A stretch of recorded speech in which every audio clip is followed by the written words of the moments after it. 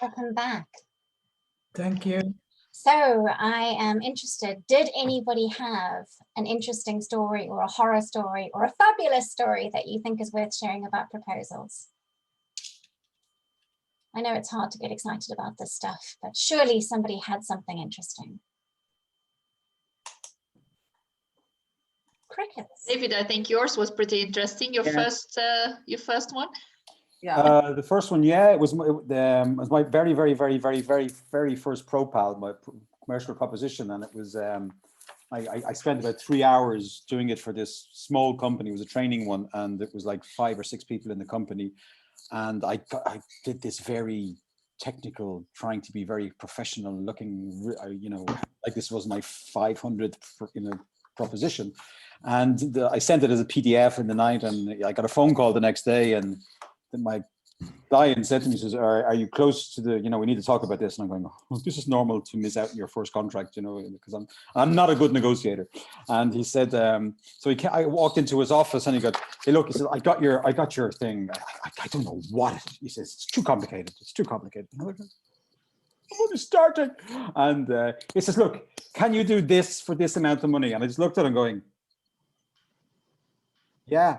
And it was a very round figure, and he had actually just proposed me 33% more than I was asking for, and it was a valuable lesson because it happened to me again a couple of years later, where I was sitting looking at a client going, okay, non-profit, it's going to be this, and she just suddenly announced that what her budget was, and it was actually twice what I was going to ask. It was 60% more than I was going to ask for. So I think the big thing I learned there was, if you can get them to tell you first, it's good, but it's difficult saying, so what's your budget? You know, so that was kind of positive experience rather than that very far from a nightmare. So yeah. Wonderful. Anastasia, I don't know if you'd be willing to share your story. You seem to have been nominated by Shalaka. Oh, sure. Well, I will make it short and visual, but Miguel even topped me up, because for him, the part of his value proposition is actually creating collaborative business proposal. So he might share on that too. This is crazy good. I will allow myself share the screen. Can I? To make it, to make it, I'm going to just make it extreme to the point. So I'm sharing with you on how my proposal as a marketing looks like. And I've been sharing with the guys that since a year, I started to use infographics format for the proposal. So what I do, as in this case, you see, I show the people normally 2 options and give them the chance to choose from. And then I trying to map the activities and steps that I'm about to do for them. And then I tell them how they can measure my success with KPIs. And I'm proposing the goals, what proposal I've learned from my mentor facilitator. Everything is subject to rejection and modification. Mm-hmm. So, and since the time I started to use this type of infographics, just a short version of that, since the time I started, I have 90% of success from my potential clients. So out of 5, I've closed 4 of them. They really love this idea. But also don't forget, we are marketeers. So it's a must for us to impress the people with proposals. If I'm not good in the proposals, I'm not a good marketeer. Yeah. But Miguel has something to do with Miro. Miguel, come on then, mate. You've got to come. Well, we want to hear from you.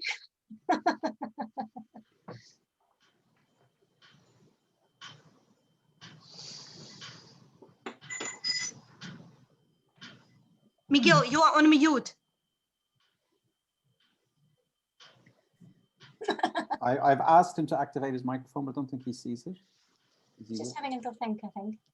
Yeah. No, I think he wants to share. We are making that extra interactive. You should be able to share at the bottom, Miguel, at the bottom, the share screen. You should have permission anyway. Maybe we can come back to him while he's opening. He's on something else. I think he's doing something else. I think. Okay, all right. So, does anybody else have anything to share whilst Miguel is sorting himself out? And we can always come back to Miguel a bit later on if there's something going on there. Anyone else? Well, I'm just going to throw something in then, if I may, just to sort of follow on from David's very impressive being able to get another 60%. About 10 or 15 years ago, I was pitching a proposal to do some facilitation at Boulder University.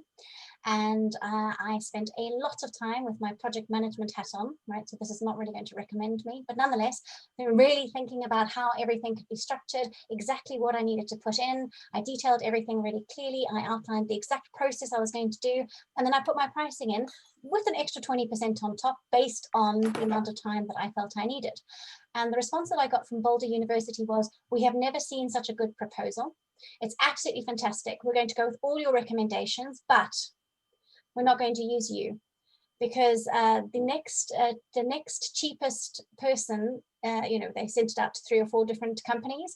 The next cheapest person is at least $10,000 higher than you, and we're really concerned that you haven't thought through the pricing. So we're going to use everything that you've given us, but we're not going to work with you. And ever since then, I've been doubling and trebling and quadrupling my prices, because I realized that in this world that we live in, the more that you charge, the more people seem to think you are worth, even if you've got rubbish proposals. So there we go. Miguel, I think you are ready, my friend.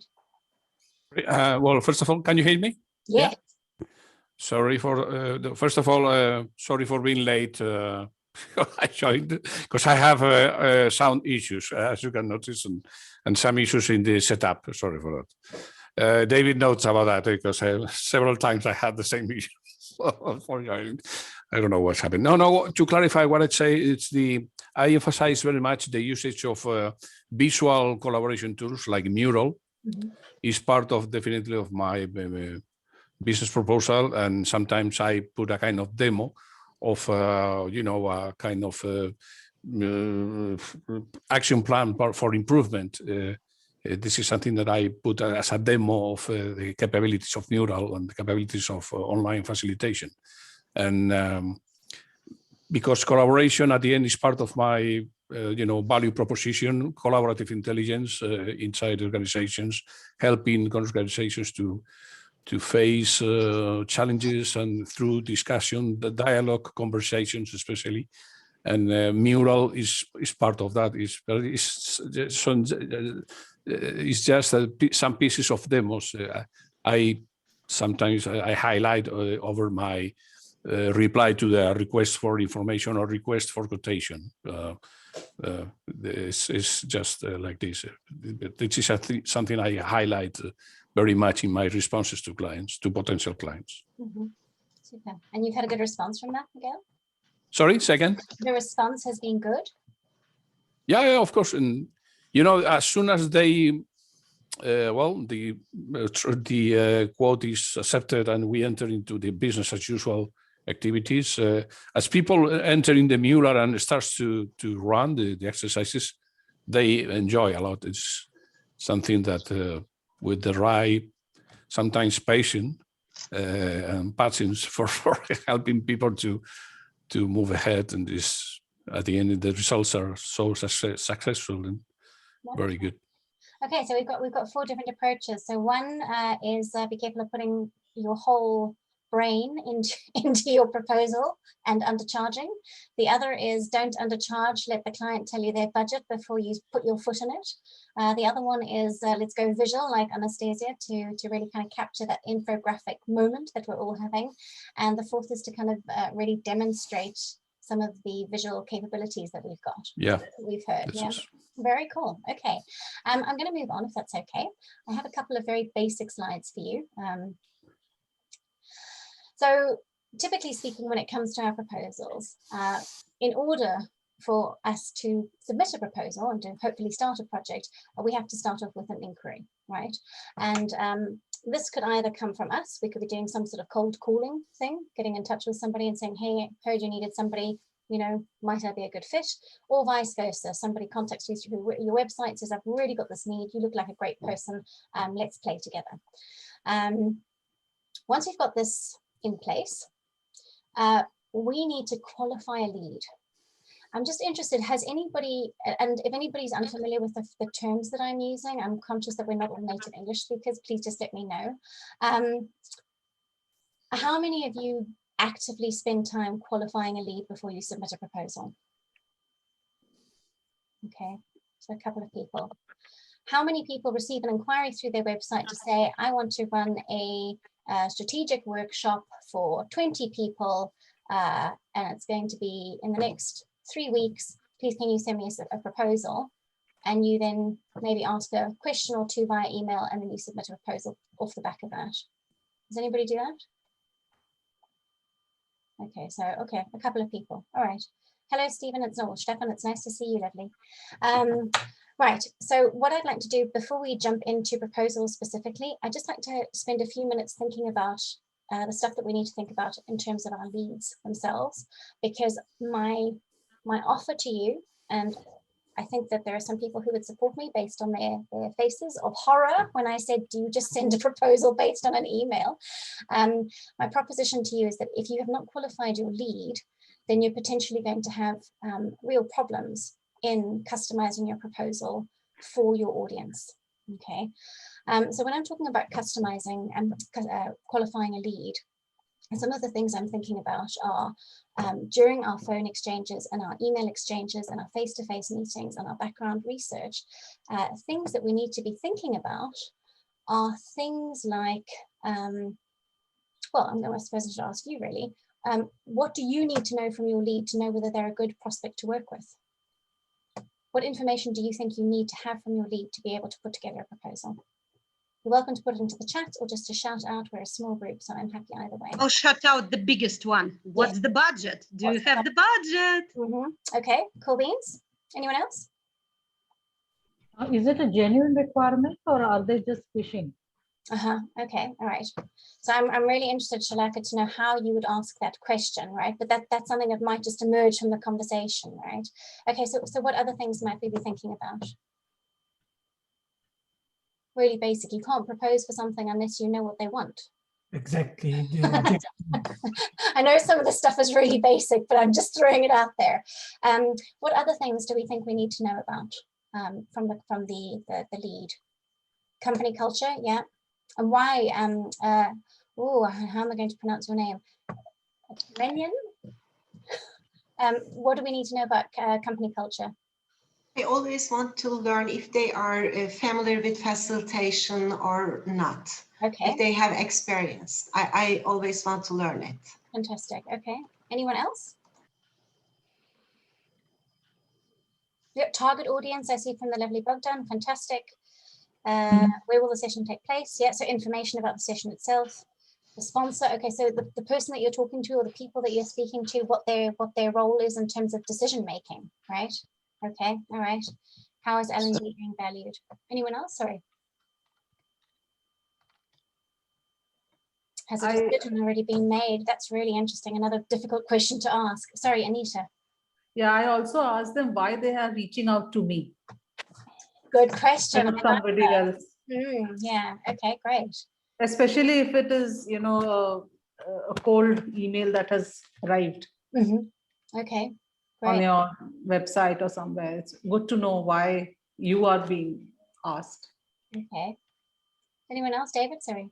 Yeah, I got one this week, which was interesting. It was looking for a facilitator with expertise in a certain domain.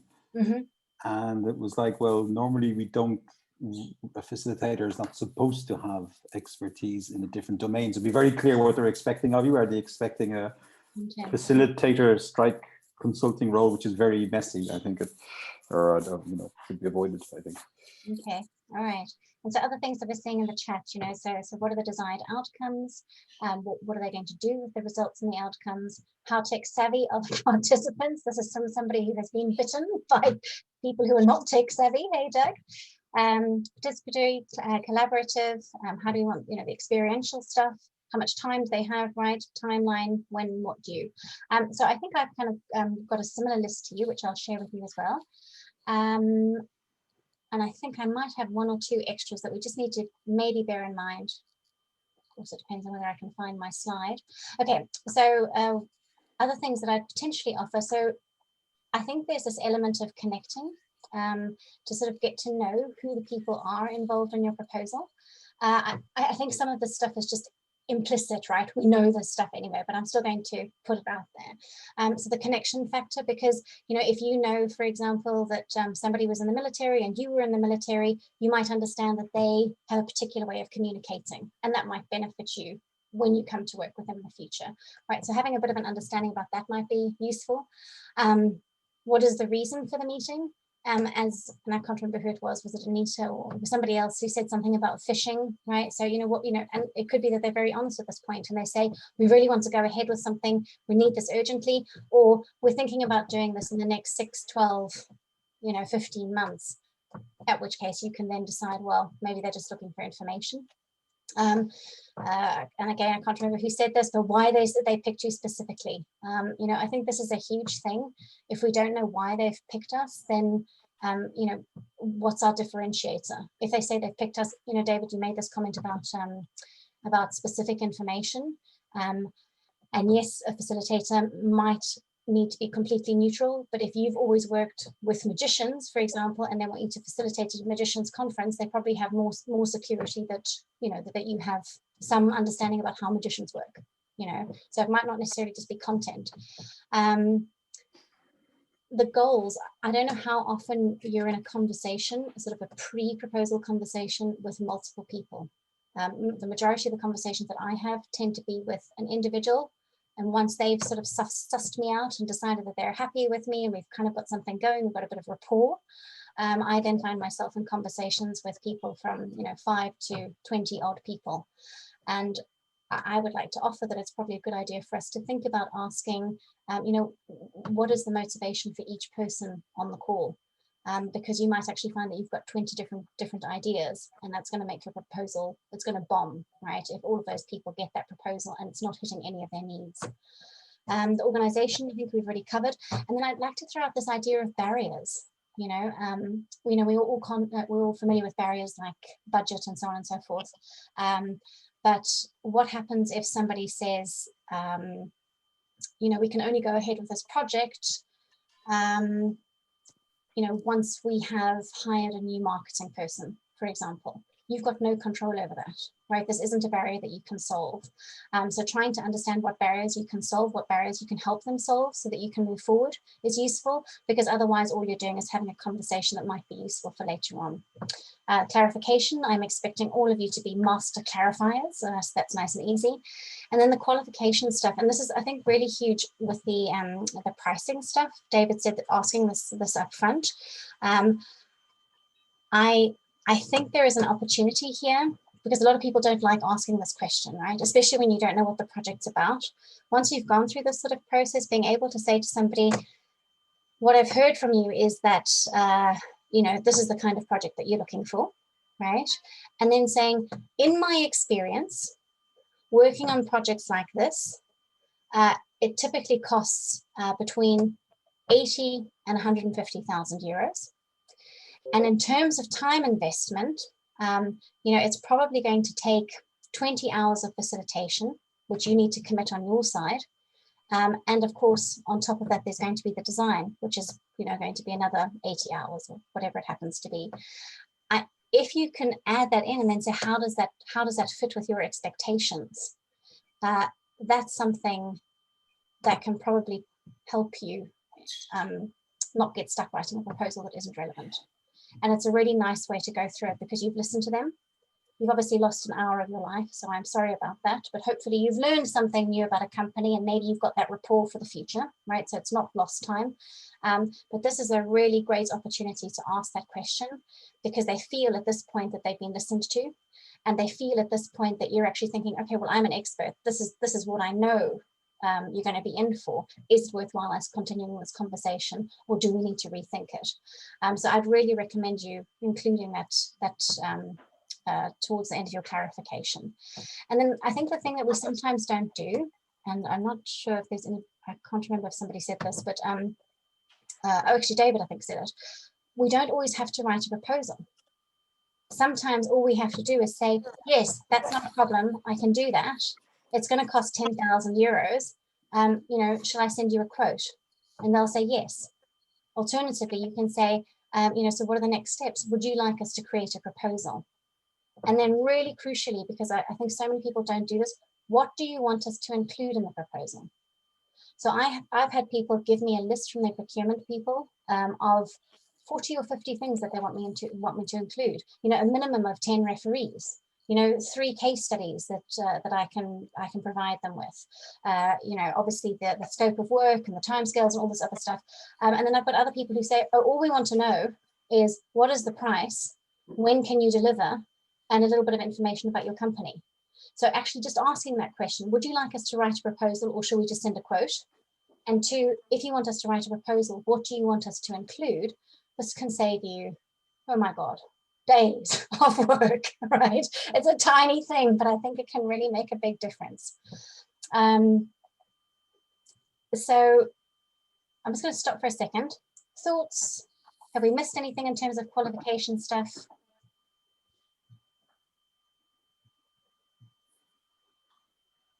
Okay. All right. Well then, Can I just ask a quick question? Yes. The irony is it was about clarification when you were clarifying the section on clarification, and you set it up in relation to the experience you've had on the projects, in addition to prep time, and then your closer. I just missed your closer in the clarification. It was something along the lines of, how does this fit into what you're looking for? Did I capture that correctly, or was there more? Yes, I would say in this sort of situation, and I wouldn't just, I know most people just leave it at price, but I would say something along the lines of, you know, so let me summarize what I've heard from you. You want A, B, and C, right? And then I'd say, you know, based on my experience, I'd obviously have to do the numbers, but based on my experience, I think this is going to be in the range of 80 to 100,000 euros. It's probably going to be a big time investment on your end. You know, you're going to need at least 20 hours of live facilitation. And obviously there's all this design stuff that goes behind that. You know, how does that sit with you? How does that fit into what you were expecting? So something along those lines. And then I think the other thing that I would maybe say at that point is if they're kind of nodding, or, you know, if they're not sort of having a heart attack at that point, maybe the next thing to say, you know, is, you know, obviously that's 20 hours of facilitation, but we want to do it properly. So it's probably going to be 20 hours over a period of 3 to 6 months. This isn't a quick fix. Obviously, it depends on what you're doing, but, you know, it just kind of prepares them. It means there are no shocks at the end of it. Does that help? Wonderful. Yes, thank you. Cool beans. Alrighty. Just shout out if you need anything. I'm just going to wander on and I just love the sound of my own voice. No, I don't. Right. So come on. All right. So we go. All right. So once my proposition to you, you can have a different idea, but my suggestion to you is that a qualified lead has a problem that you can solve. Right? If they've got a problem and there's a barrier that you can't get over and you can't solve it, you need to get out of that. You need to do some sort of I sound very didactic, I apologize. You need to try and get yourself out of it very nicely and say, you know what, you've got this particular problem, but you know, I'm an expert in working with scientists. You know, theoretically I could help you, but I'm not the best person. So what I'd like to do instead of giving you a proposal is I'd like to step back and recommend David because he's fantastic at A, B, and C. Right? So, and this is a really great technique as well. If you feel whilst you're talking to them that they're just not a good fit for you. You know, when you get that lovely feeling in your stomach and you think, oh God, this guy's going to be an absolute nightmare. I'm seeing some smiles on the thing. So yeah, so that's definitely something. So they've got a problem that you can solve. They're open to your approach to solving their problem, right? So that little summary thing, the time investment, the money, can afford your services. And here I've put in not just delivery, but also design. I know that a lot of facilitators, a lot of service-based folks often tend to not charge for the delivery because not charge for the design work. So, you know, make sure that you're padding stuff out as much as possible. Has some urgency. You know, I don't know, do you really want to be in conversations with somebody for 2 years for a 10,000 euro project? I don't know, you need to decide what your time's worth and how interesting that project is. And then I think at the bottom here, you know, they want to work with you and they are a person or organization with whom you want to work. For me, if I can tick all of those boxes, then I know I've got somebody that I want, that I'm willing to invest a day or two in creating a proposal for. So that's probably pretty straightforward. Anybody needs anything, just shout or pop in the chat. I have a question. Suzanne. Hi, it's Susan. I noticed when you're talking, you're using the word we a lot and us. And is that strategic? Is that something that you're doing with, like, I'm a sole proprietor. I'm 1 year into being a consultant. I have no idea how to do proposals. This client came to me because they knew me by word of mouth. So I just talk about me, but with new people, should I be saying the we and the us and we will get back to you, or is that not? This is me. I mean, you know, Susan, if I wanted to work with you, I want us to work together, right? I want us to go forward and come up with the best possible Okay, so you're doing collaborative we, okay. Yeah, and so for me, I really struggle with this. You know, occasionally when I'm facilitating, I know that theoretically, well, actually not occasionally, always, I get into the room and theoretically I should say, right, now you as a team are going to work together and you are going to create X, Y, and Z. And I find that so difficult because it feels like I'm saying you as a team, and that's not right. Actually, we together are doing something, right? You as a team are going to have the outcomes, but we're creating something together. For me, that works better. It could be a cultural thing. Does anybody else have a view on we versus I versus you? Any thoughts? Well, if you are a lot, it's a good question, Susan. I've asked myself that a few times, but I suppose if it's a collaborative we, yes, but if they, you know, just don't make them think there's three of you, if there's only one of you, you know, it's because at some point, if they think you're a team, you got to have that team, unless you have a network of, you know, like 3 or 4 people you might be able to contact, then yes, then you're a we. But if they suddenly say, okay, so where are the 20 facilitators? You say, well, there's only me, you know. So I think it's just one to watch out for. Yeah, I'm also more in the we camp, a bit like Susan saying, we do this together.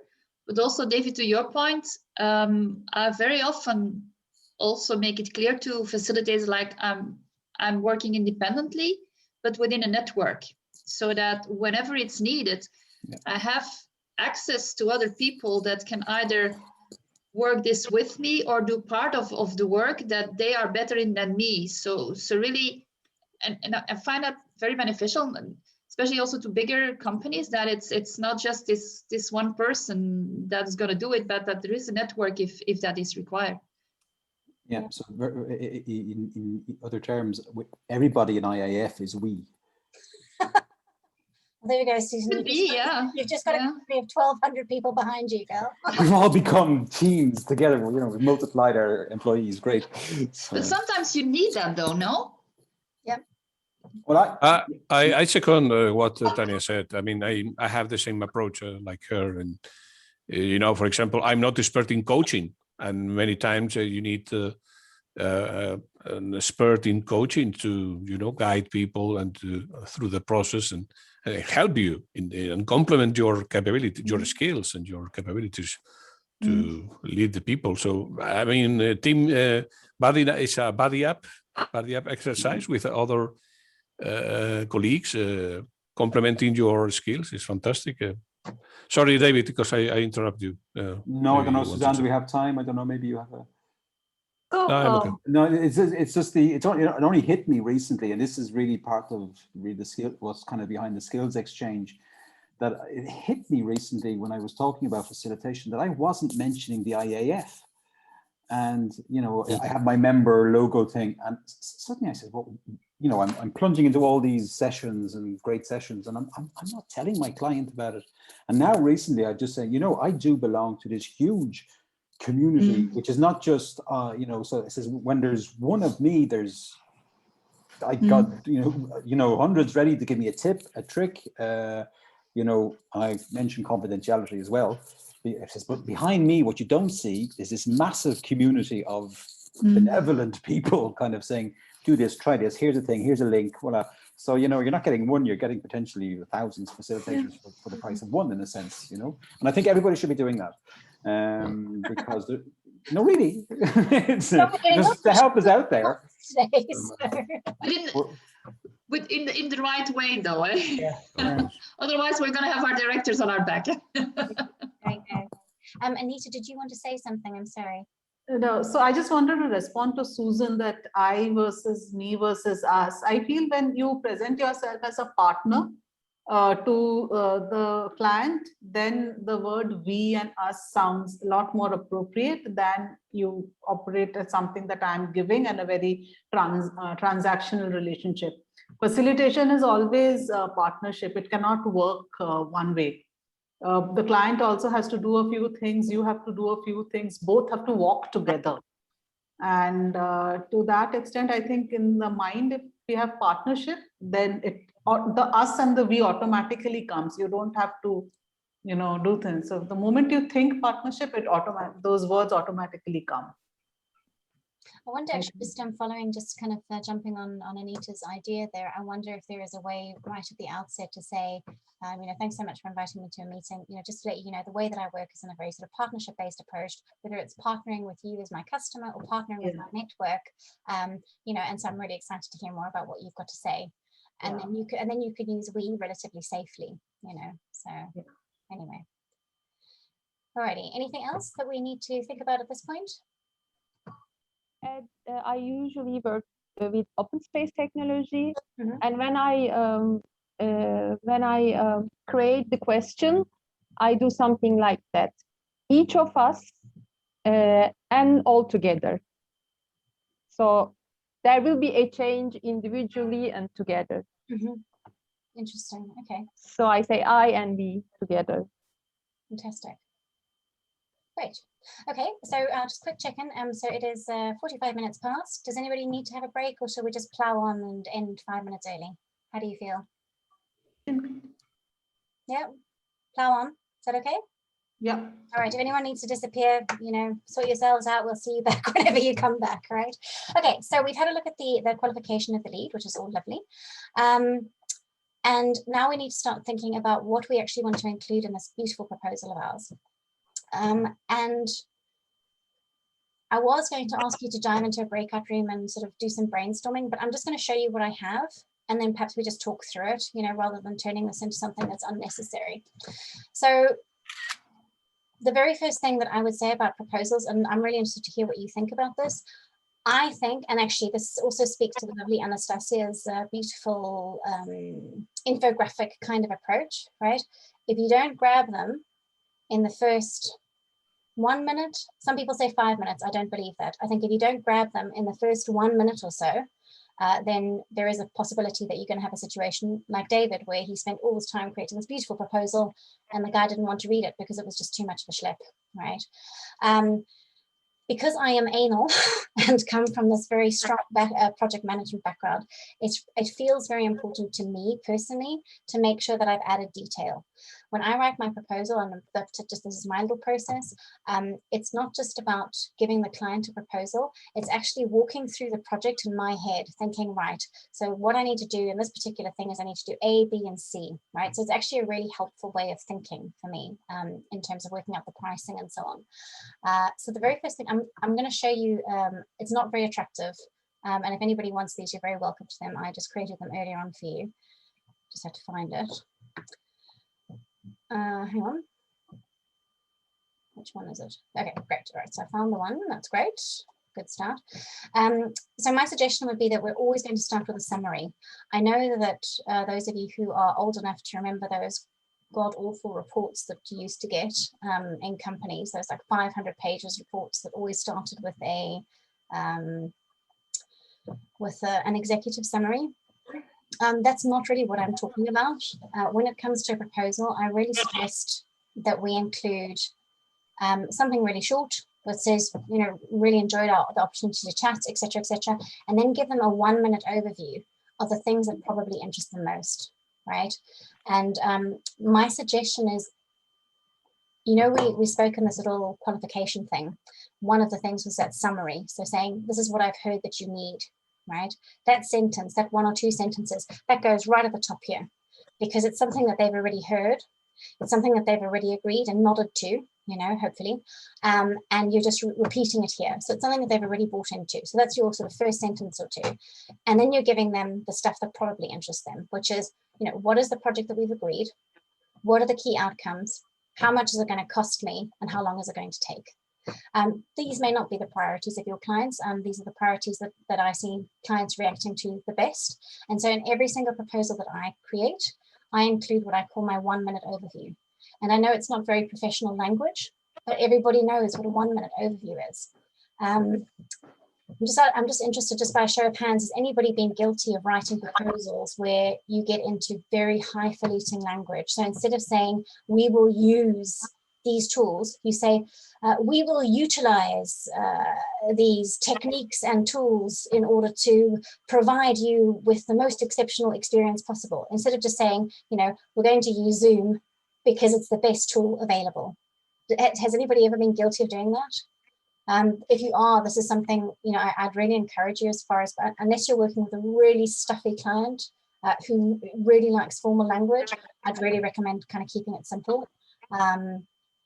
So that's what I do. I have my 1 minute overview. And once I've done that, if that's the only thing that they read, they can decide from that whether or not they want to go ahead or not, right? And, oh yes, David. Yeah, you just made me think of something there about keeping it simple, but keeping it black and white, because if it's too full of color, your client will probably refuse to print it for ink reasons.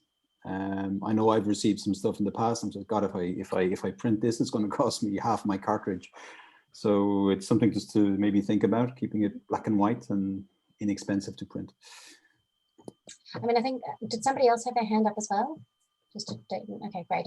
I think that, I mean, what I just like to throw out here is, so what I'm giving you is bog standard, really basic layouts and formatting in a Word document or in a PowerPoint document, because that's what we've all got. What I've been seeing recently is there are a lot of proposal service organizations, and I can send you the links later, that are popping up where you pay, I don't know, 30 euros a year or something. And what you do is you actually put your proposal into their system, and it generates a one-page website for you with all of that proposal information. And what you're then doing is you're sending the thing to the customer, and maybe what you do in the email is you have this 1 minute thing, you know, my 1 minute overview, nothing to click, nothing to open, and then at the bottom, click here for the full details. And then they get taken to this really whizzy little website where they can actually scroll up and down, because I feel like we're at that point where attention spans are low. People want to skim through stuff really quickly, and Word can be cumbersome, particularly if you get into like a 25-page proposal. Yeah, I think we're just used to this now. So this might be something that's coming. As I say, I'll send you the link so you can have a look at them. And if nothing else, you can, you know, maybe steal the formatting and build it in your own little WordPress website if you wanted to. But it feels really slick. Again, speaking to Anastasia, this is not about the content now, this is about the look and feel. You know, how your presentation or how your proposal looks when people open it is also a massive part of that first impression. If it's all clunky, if it's really busy, why read on? Tanya. Sorry, I forgot I was on mute. Yeah, Suzanne, one thing that I kind of learned the hard way is also to not put too much detailing in the first proposal before it's agreed that we were going to work together. Yeah. I've had a couple of situations where trying to do really my best and then we're going to do this and then like complete agendas in a proposal, and I got a thank you very much, very nice, and we're going to have somebody else do it now. Thank you for doing the hard work for us. Yeah, and that's exactly the same experience that I had with that company, right, where I gave them, basically I wrote out exactly how they could implement the project. Yeah. Yes. Yeah, so it's really like just what they need, get it signed, and then everything else. And yes, like you said, you think it through yourself, you know that second part already, but I'm not going to give it before I'm sure I have the project. Yeah, and I think, I mean, the only exception to that, and Kata, I did see you, sorry, but the only exception to that, I think, might be if you're working with a customer that you've known for a long time. So now you've been talking about this for a while. Now you're sort of documenting how you're going to be working together because you're pretty confident that you're going to get the work, right? So that might be the flip side. Kata, what did you want to say, lovely? Yeah, thank you. So I have just two remarks here. The one is that I used to do proposal like this that you are sharing now, Suzanne, and I've just changed in the last 2 years because I had also the experience that first we need to. So basically, for me, the interview and the time before preparing the proposal was crucial, and I just gave them after this conversation a short basically what you define here, the 1 minute overview. And when we had the agreement, as Tanya also says, I created a very detailed agenda with methods. I also had reviews and reviews. So this is that I've just changed in the last 2 years. And in addition to that, I also have companies where I have already a contract. And within that contract, when they ask me a proposal, then this is a simply one pager from my side, because we had all the frames already defined in the contract. But my approach in the last 2 years just really to keep it very simple and put the details in the agenda rather, or in the template of the session. Yeah, I mean, I think you've got, you've got to decide what works for your customers. I've also, I am an offender. I used to write like 30, 40-page proposals, right? And I'm very proud now that most of my proposals aren't longer than 4 pages and they get everything in. So all I'm doing here is I'm just offering you some of the headings that I think might be useful to include. But how much detail you put, what you think is right, this is going to depend on your own circumstances. Yeah, but thank you, Kata. I've also noticed that's great. Really good to know I'm not alone. Right, so just very briefly, so summary, and I really think this 1 minute overview is great. To be perfectly honest, my feeling is if in this 1 minute overview, if they can't decide yay or nay, or yes or no, or at least it sounds really interesting, can you send us more detail or can we chat, then there's no point in investing much more time, is my gut feeling. And then you need to decide whether or not this is worthwhile to include. For me personally, I really like to spend some time documenting their needs, what I've understood from the calls that we've had, because again, it makes them feel listened to, and it also means that they can't come back to me in a couple of weeks later and say, oh, I didn't say that, because I've captured in the conversation. So this is almost like using this as a minutes area. And then the approach, this is again, depending on how detailed you want to get. You might say that there are just 5 approaches. They are A, B, C, D. There is a 1-sentence thing for each, just to outline it. And the detail of these approaches will have to be ironed out once we start working together. One of the things that I've learned, and you guys may be similar or different, I tend to always have a kind of pre-starting phase in my proposal that I factor in. So I factor in half a day for that. And that's all the conversations to basically iron out the details of what we're actually going to do. So at this point, it's just a really rough overview. I like to include outcomes or deliverables, sort of the key things that we've identified, really high level, not super detailed.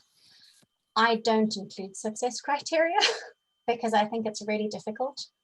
If you want to, I pop that in just as an option for you. Because I've told you my project management problem, I really like timescales. And this isn't beautiful, but I've really found that instead of just listing possible times and dates, giving people a little chart like this, it's a really simple table with a bit of color, really helps people get a feeling for how long this project will potentially take. And it's a really simple thing to include. The same thing with the project costs. I keep everything in tables so that they can get everything detailed. I don't know whether you do this. I include both costs and a schedule. Some people, some of the facilitators that I've spoken to, they put their costs in the proposal, and the assumption is that they will invoice when the work is done. So what do you do if it's a 2-year contract? You at some point have to go back cap in hand and say, I'm so sorry, I forgot to put my schedule in. So I think having some sort of schedule is really important. Assumptions and dependencies. How many of you include assumptions and dependencies in your proposal? And how many people know what these are? Okay.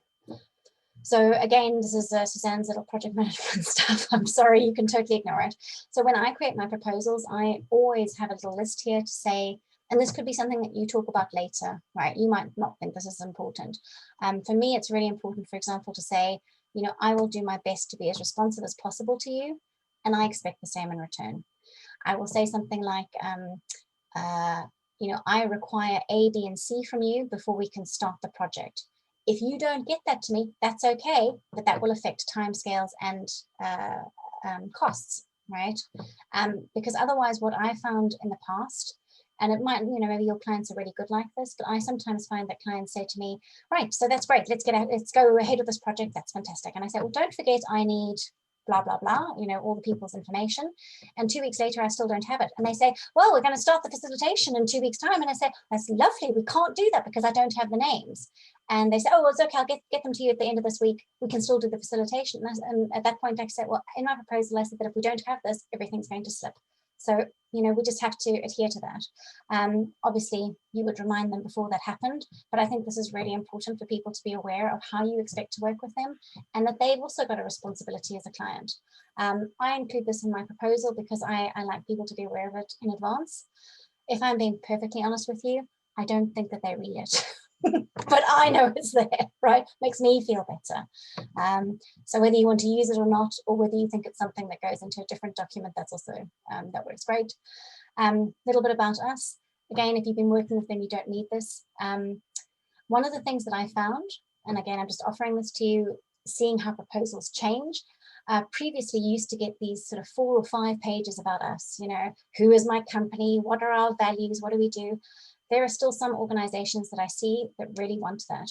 So in the UK, when I've worked with some of the local councils, this is the format that they expect to see, because this is the format that they have seen for the last 40 years, right? They're not ready to change. You need to decide how much information you give. Because I'm not an us, I typically have 2 or 3 paragraphs about myself with a photograph, because I have a very nice photograph that I'm very proud of, and a link to my website, and that's about it, you know. And normally that's more than sufficient. So again, it's up to you how much information you want to include here. And then I always have next steps, and not everybody likes to do this, but I often say in my next steps, I would love to work with you on this project. Right, some people don't like to ask for the work. It took me a really long time to do that. I was always very neutral in my wording, but I've really found, because you know, if I do want to work with somebody, I'd love to work with you on this. You know, I think it'd be a really fun project. I think we could do a great job together, and I get a much better response when I do that. Might not work in every culture, might not work in every situation. Works for my personality. Yeah, so maybe something that's worth thinking about. And then I'd really recommend having appendices if you've got other stuff that they want to see. And again, some of you don't do this at all, right? You say wait until they've given you the go ahead. But if you have to include case studies, so think about if you're getting an RFP or an RFQ. Does everybody know what those are? Request for proposal, request for quotation. So I think last year I got a request for quotation from Roche, and it was a very big process. They expected, it felt like hundreds of pages of material, including stuff like, you know, really thorough case studies, and each case study had to be in a particular format. My suggestion is if you have to include something, or you want to include something like that, pop it in the appendices. The only reason being that it makes the rest of your proposal really easy to scan, really easy to flow through, and enjoy, and hopefully pick up what they need. And if they really want to, if they can really be bothered to go to page 22, then there it is, right? You've at least provided it. So I'm going to stop for a second and just ask, you know, thoughts, you know, what is missing? What do you include in your proposals that isn't there?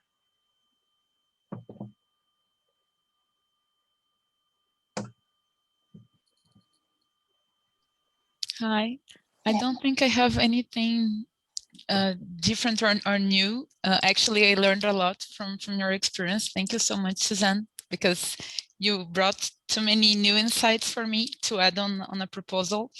And for me, it was hard thinking about this subject, and then listening to you explaining that based on project management skills, it made me feel more comfortable, because I come from that area, okay. As you are. So for me, it's easier now, and yeah, that's the same as thinking about a project planning, and making some kind of an agreement with the customer, yeah. Align what the scope is, what are the outcomes. That was a great example. Thank you so much. I mean, just because Gabriella's brought this up, so there is this idea of scope of work, right? So scope of work is really, you know, what you're actually going to do. So what is my approach? What phases am I going to go through, and so on and so forth. A lot of people don't include that in their proposals at all. They leave that separate. They give people really a highlight, and then they talk about the scope of work separately. Yes, I do have an expiry date. I have to confess, I've never really had to enforce my expiry date, but where's my beautiful thing? There we go. Yeah, so I'll send this to you for what it's worth. It's not particularly beautiful, but you're very welcome to it.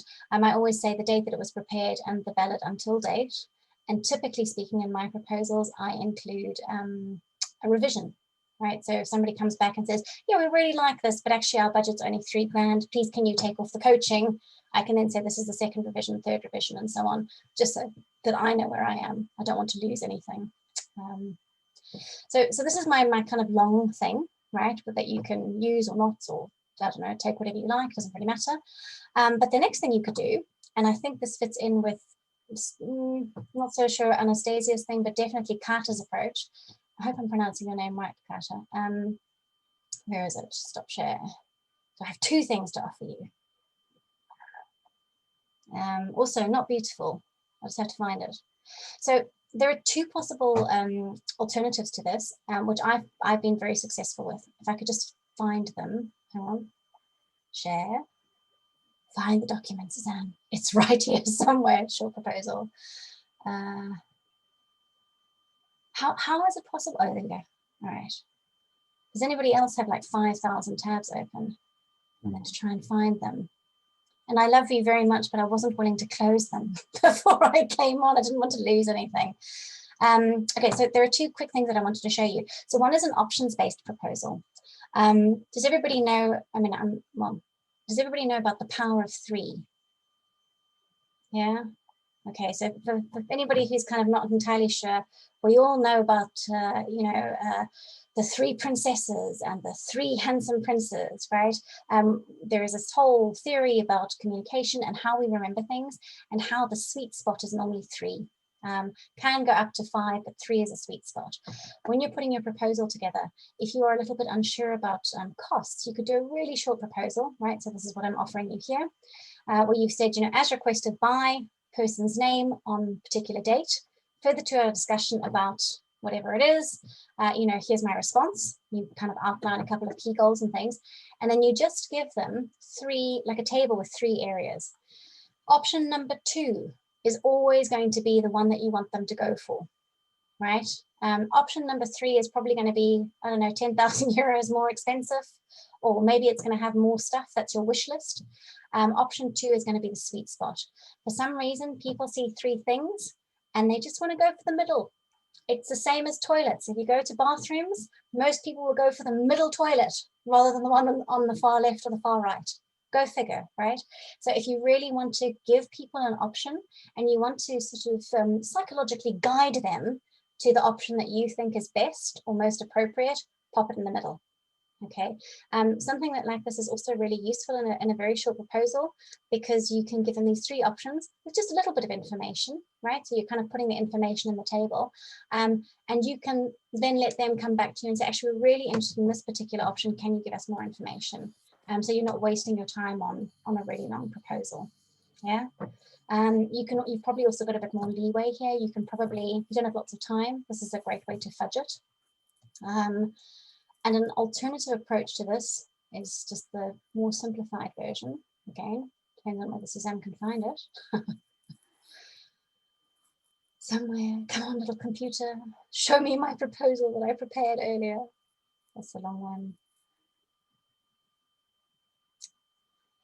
I can't find it, so I'll just describe it. It is essentially the same thing that I've just shown you, but instead of having 3 options, there's just 1 option.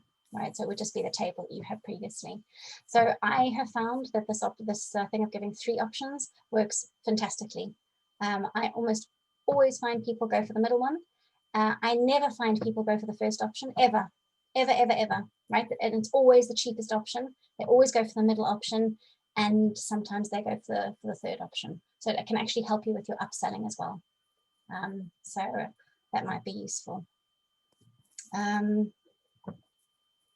Right, so thoughts, ideas, brilliance that you want to share? I think the brilliance that you've shared is that it's very easy to use format, Word, because let's face it, the majority of facilitators that I met at IAF, they are new to many of the tech softwares. So the Word in this case is you are giving this framework that will help very much to put their expertise and to present them at their best. So I think this is super workable and usable things. I mean, it is pretty basic stuff, to be honest with you. I mean, if you're new, if you've kind of moved from a corporate organization to being independent, then this might feel quite new. But for the majority of people who've been working on their own for a while, I'm glad that this is not surprising. So just, yeah, if there's nothing specific around the structures and what we could potentially do, I'd like to offer you one other thing that I came across a couple of years ago. And I'm just curious to know what you think. So it is a video. So you're going to have to see whether Suzanne's technical skills lend themselves to Suzanne showing you a video.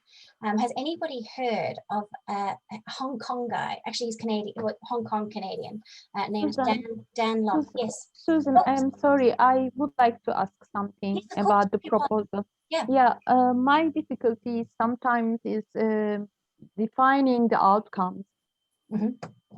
Because I say there will be a common decision, for example, a participatory decision. No, it's not enough. The client wants to touch the outcome, but of course it's not like selling articles. But I mean, that's something my gut feeling to that, and I'm really interested to know what everybody else thinks. That's something that you're having a conversation about before the proposal. Right, so that's something where you're saying, you know, the whole point of the participatory method is, yes, you want to get to the outcome that you've got a, I don't know, strategic plan at the end of this, or that you've got a new team working in a particular way, but you don't have the control over this, right? The whole point of participatory is it's co-created. So you will have a co-created outcome. Precisely what that's going to be, you know, we have to trust the team. Does anybody else have any thoughts about how you would do that, David?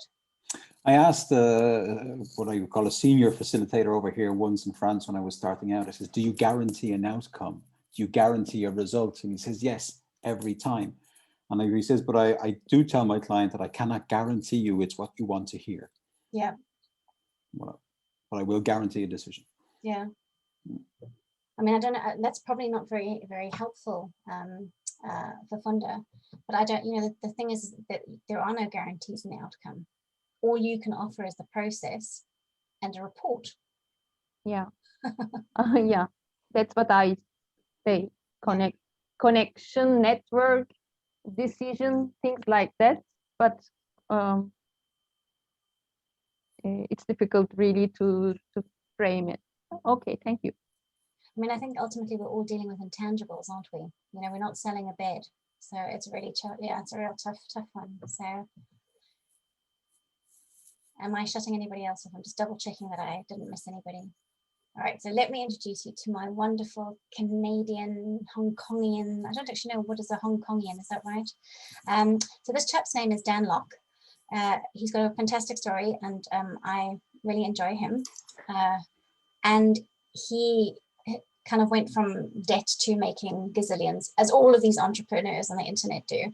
If anybody doesn't like swearing, I maybe go away because he does swear right at the beginning, but it doesn't feel like it's gratuitous. So I hope that you'll be willing to just accept it. It's about 2 minutes. So here we go. So then, what do you say when a client says, "Send me a proposal"? I fucking hate proposals. I hate proposals. You know, I've closed 5-figure deal, 6-figure deal, 7-figure deal without doing proposals. Over the years, all my career in business, except the beginning, I've done some proposal, which is the worst idea ever. I haven't done a proposal since then. Now, I'm not saying proposal doesn't have its place, but the problem is, you know what I mean. You spend all your time after talk to the prospect, days, hours, weeks, crafting that perfect proposal, and then you send it out and you email them, and guess what? You never hear from them again. It's all a waste of time. Comment below how many of you done that before. You send them a proposal, right? When you know it's a no, when you know you're not gonna do business. So if you cannot close them on the phone, what makes you think a few pieces of paper could close them? It is stupid. Instead of proposal, what I recommend is terms of agreement or terms of engagement. Here's how it works. Before you send them a proposal, when they say to you, hey, I love what you do, why don't you send me a proposal? You get to the point, you get to the bottom line, and you ask them exactly what were you hoping to see from the proposal. Or I want to see all these things. And let's pretend I send you a proposal and you like what you see. What's going to happen next? Are you and I going to do business? Is that within your budget? I want to find it out early before you write down a single word. I want some kind of financial commitment before I ever do a proposal. So the proposal itself is not designed to sell or close the prospect. It is simply spells out all the terms. How are we going to work together? It's an agreement. I already closed the sale before the proposal. What you don't want is the illusion that a proposal could help you close the sale. If you're a lousy closer, you can't close in person, you think you can close with a few pieces of paper, it is dumb. So don't do proposals. Just don't. Close the sale, then send them the agreement. That's a smart thing to do. And I am a living proof. And I've done business with pretty big companies. No proposals are needed. What they want is the results. They actually don't care about proposal. What they want is exactly how you're going to help me solve my problem, exactly how you're going to make me more money, how you're going to save me money, how you're going to create the results, how you're going to solve the problems. That's what they want to know. How you get there actually matters less. You focus on their needs, you don't need to worry about proposal. So there is my lovely Dan Locke. How do you feel about that? How do you feel about me challenging you, or challenging all of us, right? Because I'm just I'm in the same boat, to try and close people on the call or on the meeting and say, right, so, you know, if the proposal that I send you has all of these bits and pieces, if it covers all of the stuff that we've done today, you know, at the cost point that we've discussed, are we going to do business together? In which case, let me send you a terms of engagement. I can guarantee it'll be there. You know, all you need to do is sign. Let's get started. How do you feel about that? I can't wait to see my client's reaction when I'm telling them to fuck off. Fuck off. No, I'm not giving you a proposal. Andrew, do you? I'm sorry. I think you touched on a very important and interesting thing, because so I'm dealing with entrepreneurs and all the guys like Dan Locke. They're like, Anastasia, we do that right now, right here. That's okay for the marketing, and they really want to hear these talks. But the question, and this is the huge question you've just raised in my head, even bigger. When it comes to facilitation, we are this mindful community of the people who know how to collaborate and agree on things nicely. So I'm always asking myself, do I need to play this play big and sharp in facilitation? Would it not damage my facilitator persona? So that's my question back to you. So because this is very important. And Andrew, I have seen you. So I just to kind of come to this. So I think obviously Dan Locke, you know, he's got a particular personality. He's built his brand in a particular way. This is how he presents himself, right? But just take away all the bravado, all the kind of, you know, macho man and all that good stuff, and just think about what he said. You know, if you're having that conversation and you're able to qualify the lead. So we had that conversation about qualifying, and at the end of that conversation, you break down and you say, so what you need is A, B, and C. Is that right? Yeah. And you say, well, what I can do for you is we would have something that would have 4 or 5 phases. You know, there would be the exploration phase, there would be the design phase, there'd be the delivery phase, probably 4 or 5 meetings. And, you know, then there'd be the follow-up. This is going to cost in the region of A, B, and C. And it's going to take X, Y, and Z. Does that sound like something that's interesting to you? And when they say yes, which hopefully they will, you say, great. So if I create a document for you with all of that information in it, are we going to work together? I mean, it's putting them on the spot, isn't it? You know, or is there a good potential that we're going to work together?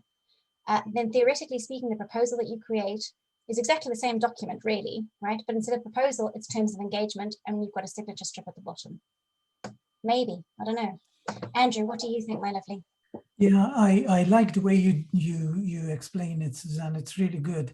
But what I was reflecting on was that in the end, there has to be a contact point between what the client really needs and what you can offer. Now, the nice thing about this video is that you have a person who goes straight to the point. I work a lot with the third sector, with NGOs, with associations. I wouldn't put my explanation a lot on the money terms he did, but in the end, it's a question of expressing a need, understanding, letting someone express that need, and going in to make him express exactly what he really needs. Because sometimes what they say is not exactly what they need. And then having that point where you say, okay, is this the thing? And I can offer you this, and that. I mean, I like the simplicity he offers, that you do it in one phone call. Sometimes life is a bit more dirty and you need to break the time. But yeah, keep it simple, and it works even without the money motive, explicit money motive, but it works even with NGOs and associations, and we're helping to answer a need with our knowledge. Yeah. And I think that's really important. I mean, I sort of forgot to say that at the beginning. I'm conscious that, you know, I'm not in the third sector, which I was very honest about up front. But I know that when people are working in the third sector, money is a bit of a dirty word. And it doesn't really matter, exactly as Andrew said, it's not about the money. It could be about the time commitment, right? It could be about whether they're bought into what you're offering. So it's just getting that commitment that they want to work with you based on what you've told them. Whether that includes money or not, that's your audience. But that's a really good point, Andrew. Thank you. Does anybody else have any thoughts? Doug? Just to echo and build on what Andrew said, I think it might be a yes and. It might be a two-part, because I've rarely experienced any leader that's come in and what they think the situation is, and when we walk out and we develop a facilitation plan, that they're the same thing. You know, it's a classic, I think I need you to do, come in and facilitate for X. You're saying, just curious, where do you want to go? And many times they're just building it on their own experience. I just need you to do that thing where the magic, when you get everything on the wall and then everybody applauds at the end and everybody's happy. Yeah, but where's that going to get you? So I think sometimes it needs to be a two-step process. So I love his bravado. I think, yes, I think getting to the point where, do you agree that we are going to work together? If we are, I'm going to take what we've done, I'm going to summarize that, and I'm going to even enhance it. I'm going to, just like building on what David said before, I'm going to connect in with my international facilitators and bring the best to you. And I'm going to come back with something really exciting. You and I will talk again, and we're going to develop something really good together. Do you want to work together to develop something even better? Yes. Okay. Give me a chance to have a little bit of pause of thought on this so I can bring back the best for you. So just ideas. So just building on it with a yes and. And I think that's also part of your qualification. You know, I would love to be so ballsy that I could close a deal in one conversation. I'm not that person either. I would definitely need to reflect and come back and kind of, you know, enhance that relationship. So I second that. Does anybody else have any thoughts? Well, I think having the initial conversation is absolutely key in order to uncover those insights that Andrew said before. What the client is saying is many times what the client is different from what he or she is feeling or thinking. Yeah. So those insights are definitely key. And you know, at the end, facilitation is working with people, with their goodwill to collaborate, with their feelings. And I think there must be a mutual commitment. Of course, you have to provide them with your professionalism, your competencies, and you have to do your best, of course. But you know, with people, you expect also some initiatives from the people's client. I mean, I think in facilitation there must be an overall commitment, a mutual commitment between both sides. And you know, the conversations along this journey with the client is absolutely key. And this is something not so linear. And this is something you cannot write down in the beginning in terms and agreement. This is something that sometimes you build along the journey. And this is something that many times the human resources manager or the people's director or whatever, or internal communications responsible that hired you for doing that job, they have to understand. Super. Does anyone else have anything brilliant to contribute? I suppose one of the key things is with facilitation is many people mentioned it before, is kind of indicating to your client that they need to get involved in the process. That we're not, I think we have I think the expression in French, I don't know if we say it in English, is we're not there to serve the soup. You know, the people have to get involved and participate. But, you know, I thought about it at the beginning and, you know, and I kind of, well, that's exactly where the richness is of working with a facilitator, because it's through those conversations that, you know, hopefully we're going to blow open these doors and maybe through our questioning give you these new aspects. And if you don't participate in those conversations, well, there is no point. It's like signing up for a training and not going to the lessons. What's the point? You have to get involved, and those conversations are beneficial to you more than they are to me, because it's your problem we're working on, not mine. So so I think that's exactly where the richness lies. Yeah, that's it. Okay.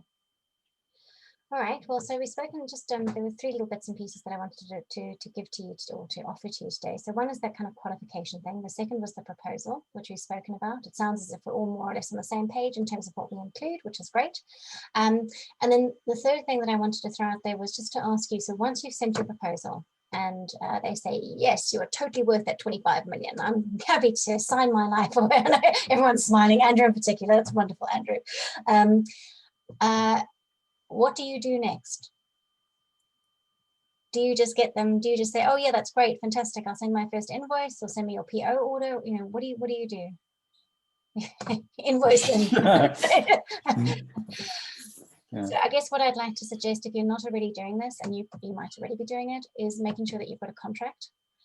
So if you submit a really short proposal and you've only got, let's say, you know, what we do, highlights, by when, you know, the costs and so on, and they say, yes, let's go ahead with this, we're happy with these costs, it's a really good idea for us then to have a contract, and maybe this is the terms of engagement, kind of a little extra step, whatever you want to call it, where we actually detailed what the scope of work is, what we expect from the client, what they can expect for us, you know, what happens if there's a legal dispute. All of these good things, you know, it's a very expensive problem if one of your customers is unhappy with you and they decide to take you to court. Touch wood, it'll never happen, right? But actually having that contract is really valuable. And I've got a, you know, like a one-pager with some headings that you might want to consider if it's of any use to you. And I see that we are heading to 5:29 on my end, which means that we've got like 30 seconds to go. So I just want to see, is there anything else that anybody would like to say?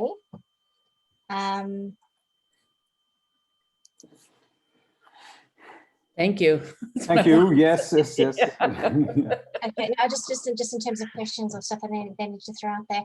So I want to make a proposition. I will send you probably tomorrow morning or something. I'll send you these. I mean, they're really basic. You probably don't need them, but just in case they're useful, I'll send them to you if you need them. I'll also send you the outline for this contract thing, and maybe tomorrow morning, if I'm in the mood, I will do some craft work and create some sort of what did he call it? Terms of engagement for the people out there who want to go and get that deal and just sort of send the signature document. But I'm wondering what would be useful for our next business workshop-y thing, because I'm really wondering, we were supposed to be talking about positioning, right? So how we position ourselves as facilitators, that's kind of what we've got on the chart. But what I'm wondering, inspired by the wonderful Anastasia, and I'm sure I'm pronouncing your name wrong because you said it slightly differently, I apologize, but it's a gorgeous name. I'm wondering if maybe what we should do next time, if you're interested, is we should have a look at different options for visual proposals. So maybe I can get a couple of the proposal guys in and they can give us a demo and we can have a bit of a play together. Maybe Anastasia would be willing to show us what she's got. Maybe, Anastasia, it looked like you were using Canva, right? Yeah, so we could maybe even do like a little Canva demo so you can see how you can play with that yourself without paying any money. Would that be useful? It would be super useful. Could we also build in the accessibility function? Is that possible? Because that's something that I'm hearing more and more from clients. Like they want visual infographics, but it must be accessible so that their screen readers and everything else can make sense of it. So I'm very happy with going down that route, but I don't want to go off into that rabbit hole of do you see what I mean? Like I'm struggling with that right now. a good point. So just in terms of accessibility, I'm thinking about the sort of webby, the one-page webby things that I've seen would probably be accessible, because as far as I can tell, they're just basically a one-page website, and you've got text and you've got images, and if somebody can't see the image, then they can probably see the what's it called, the little alt tag, right? This is the description. So that would work. Just talk about, just even talking about it, that's great. That's all we have to kind of raise awareness so we can think just about to raise awareness. Don't have to get into that whole big thing, but just so we can make sure that's also front and center when we talk about visual infographics, that would be great. Cool. All right. I mean, does that make sense, seeing as we've just spoken about proposals to then look at how we could potentially make them look really good next week? Or Yeah. Yeah. Is that okay? All right. Fantastic. I shall speak to the powers that be and make it happen. Does anybody else need anything? Otherwise, I shall send you off. Anastasia, I'm going to send an email tomorrow anyway, and so we can connect then. So cool beans. Well, I'm so grateful that you all showed up. Thank you very much. If there's anything else I can do for you, just let me know. Otherwise, I shall see you on email, and I shall see you somewhere on Zoom. Thanks. Thank you very much.